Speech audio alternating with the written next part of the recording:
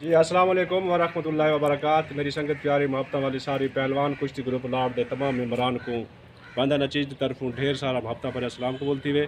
और असा खासकर अपने प्यारे भाई जनाब सावल जखड़ फ़ख्रे पाकिस्तान को रुस्तम पंजाब बनन दे बेहद मुबारक पेश करे सूँ। और नाल ही अपने छोटे भरा जनाब शहजाद पहलवान पचार को शेर पंजाब बनन दे मुबारक पेश करे ने सारे पहलवान कंडा रहीम भाई के उत्ते जितनी भी पहलवान हैं सारे मुबारक दे पे।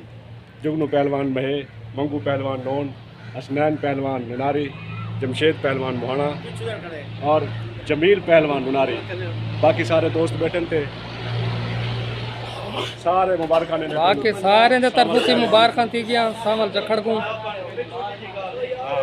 रुस्तम पंजाब बना देते सावल जखड़ को और शहजाद पहलवान पचार को सारे खाड़े वाले तरफों आम तरफों पहलवान तरफों मुबारक थी ढेर ढेर से। अल्लाह पाक मजीद इन्हों को बड़ा पहलवान साड़ी दुआ है अल्लाह पाक इन्हों को आने वाले वक्त में रुस्तम में पाकिस्तान बनावे। कुकी भाई 007 चैनल को सब्सक्राइब करे सो कमाल मेहरबानी।